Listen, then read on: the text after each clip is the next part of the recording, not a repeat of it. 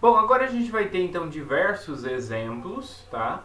Que vão ser considerados aí como uma tabela de integrais imediatas. Essas integrais imediatas vêm exatamente lá das derivadas, né? Mais clássicas, lá das funções elementares.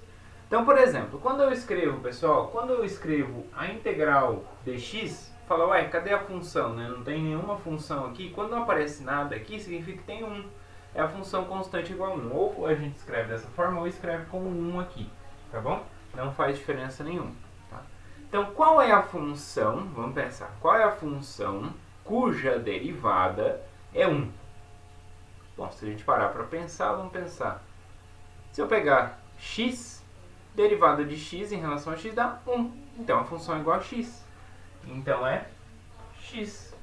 Bom, mas a primitiva a primitiva é x, beleza, x é uma primitiva.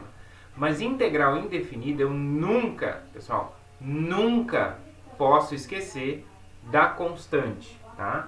Então sempre mais c. Em qualquer integral indefinida que a gente for calcular, tem que aparecer. São algumas coisas muito importantes, pessoal. O símbolo da integral, tem que aparecer o dx, né, junto com a integral aqui.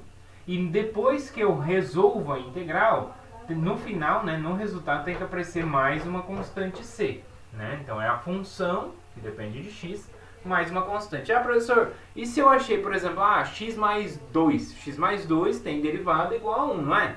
É. Só que eu não preciso colocar x mais 2 mais uma constante. Por quê? Porque o 2 já é uma constante. Então eu coloco o 2 junto na mesma constante. Então eu escrevo só x mais uma constante, porque o 2 já é constante. Tá? O 3 já seria constante. Por exemplo, x mais π. A derivada de x mais π é 1. Então eu só considero o x. O π eu coloco dentro de uma mesma constante. Então toda constante eu coloco junto num mesmo símbolo que é esse c. Tá? É a constante. Beleza, pessoal? Então a integral de 1 é x. Bom, e a integral de 1 sobre x? Bom, vamos pensar. Qual é a função cuja derivada é 1 sobre x? Bom, ln, né? ln, se eu derivar o ln de x, vai dar 1 sobre x, né? Então, ln de x.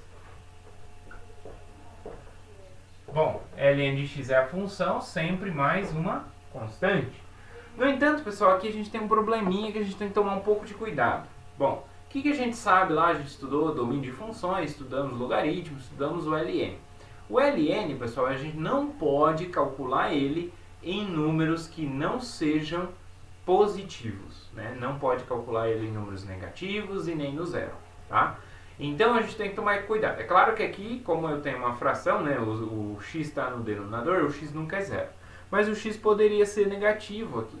Se o x é negativo aqui, o que vai acontecer, né? Como que eu posso resolver esse problema?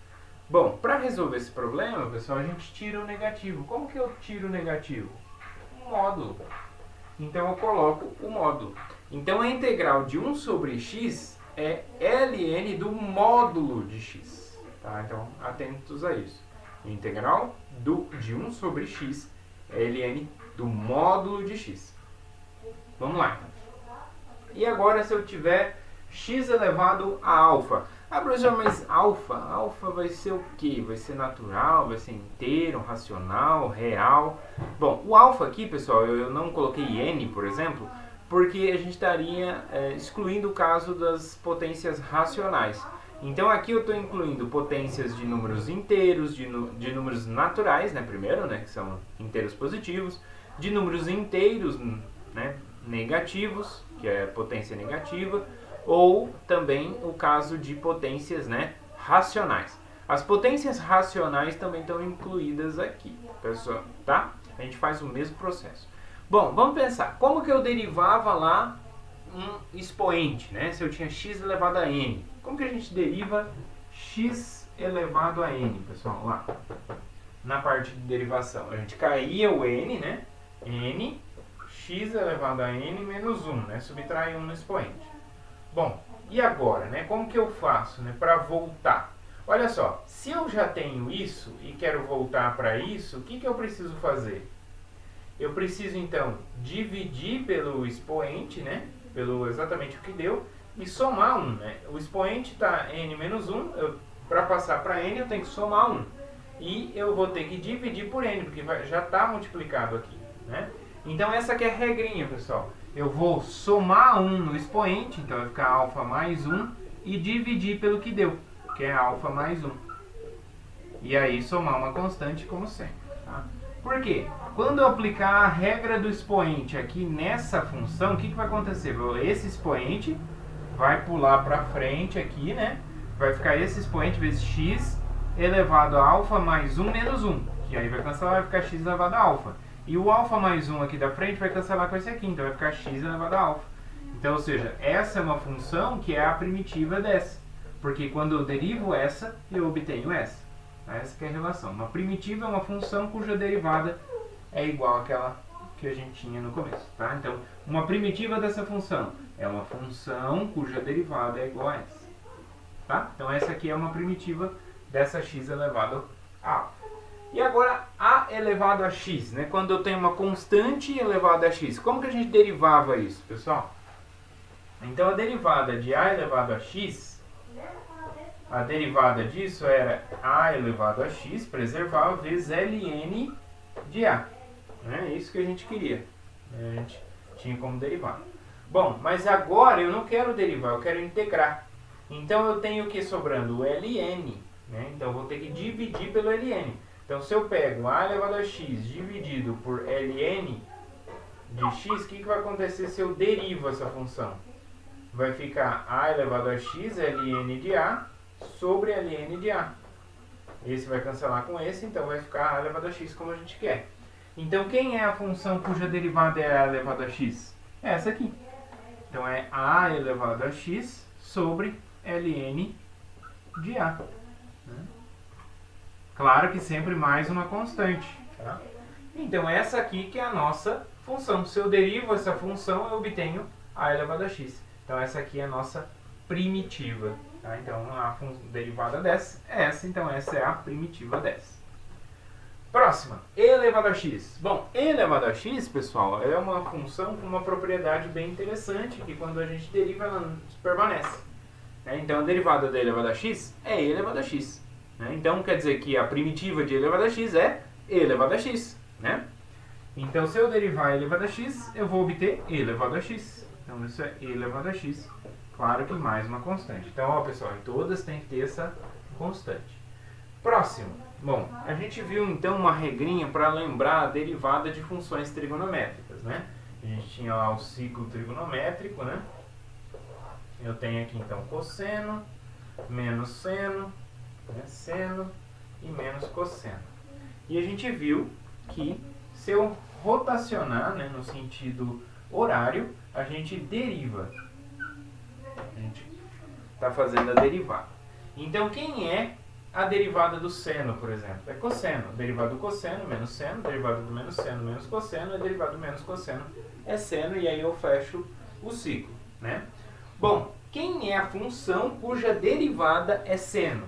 Bom, se para derivar eu estou rodando assim, e eu quero saber qual é a função cuja derivada é seno, é só pegar o menos cosseno, né? Porque a derivada de menos cosseno vai dar seno. Então, para integrar, eu vou ter que fazer o processo contrário, rodar no sentido anti-horário. Então, rodando nesse sentido, eu integro. Tá? Então, para saber integral de função trigonométrica, é só rodar no sentido anti-horário. Então, derivando é sentido horário, integrando é sentido anti-horário. Então, qual que é a integral do seno? A integral do seno é menos cosseno. Então, isso é menos cosseno de x mais uma constante. E integral do cosseno? Bom, integral do cosseno é seno. É a função cuja derivada é cosseno. Então, é seno de x mais uma constante. Porque se eu derivar o seno, eu obtenho o cosseno. Muito bem. Então, essas daqui são as mais simples. Agora, pessoal, a gente vai ver algumas envolvendo funções trigonométricas um pouquinho mais complicadas, né? Que a gente chegou a ver, né? Que a gente vimos a tangente, vimos a cotangente, vimos a secante e vimos a cossecante. E depois vimos as funções inversas, né? Arco seno, arco cosseno, arco tangente, arco cotangente, arco secante e arco cossecante. Então temos todas essas funções, né? Que a gente viu lá atrás, tá? Bom, e aí então, qual é a função cuja derivada da secante ao quadrado? Se a gente voltar lá atrás nas derivadas, quando eu derivava tangente, a gente obtinha secante ao quadrado. Então isso aqui ela é tangente de x mais uma constante. Tá? Esse é o item 8 aí da tabela de derivadas. E depois, 9, né? Qual era a função cuja derivada dava cossecante ao quadrado? Bom, a cossecante ao quadrado era menos a cotangente. Então isso aqui é menos a cotangente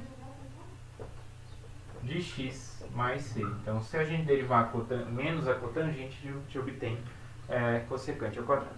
Bom pessoal, essa parte geralmente eu não decoro, né?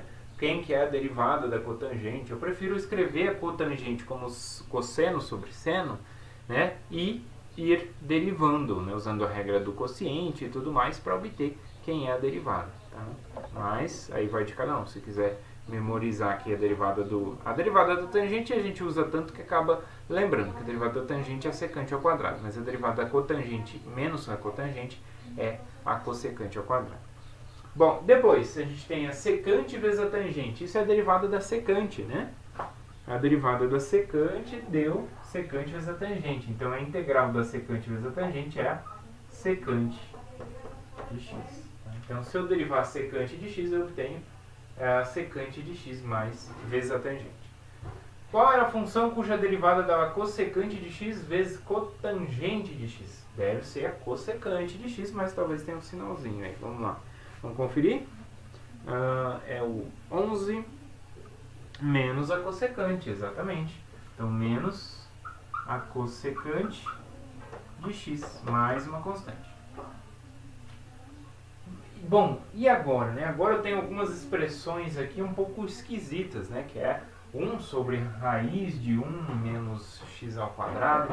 Bom, pessoal, pode aparecer dessa forma ou pode aparecer o dx, em vez de escrever aqui em cima dx, tá? Não tem problema, é a mesma coisa. Bom, quem é a função, então, cuja derivada é 1 sobre a raiz quadrada de 1 menos x ao quadrado? Nesse caso aqui, vai ser a função arco seno.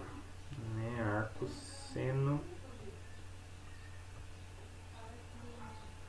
Arco seno? Isso, exatamente, arco seno. Então essa daqui é a arco seno. É a função inversa da seno. Então se eu derivar arco seno, eu vou obter exatamente isso aqui. E 1 sobre 1 mais x ao quadrado é arco tangente. Essa costuma aparecer bastante, viu pessoal? Essas duas aqui, ó, na parte de integrais costuma aparecer bastante. Então arco tangente de x. E essa última aqui, ó, 1 sobre x vezes raiz quadrada de x quadrado menos 1. Essa é a arco secante. Tá? Então aqui, se eu derivar arco secante, eu vou obter 1 sobre x vezes raiz quadrada de x quadrado menos 1. Bom, pessoal, lá no cálculo A, então, a gente tem várias outras, né? A gente tem lá o 15, do 15 até o 25, na tabela de integrais imediatas, a gente tem outras integrais que também são imediatas, mas que estão envolvendo seno, cosseno, hiperbólico, né? Tangente, secante, tudo hiperbólico. E a gente não chegou a trabalhar com isso na parte de funções, tá? Por isso que eu pulei aqui, mas quem tiver curiosidade, né? Quem estudou lá as funções hiperbólicas lá no começo, né? Pode ver a integral e derivada aqui na tabela.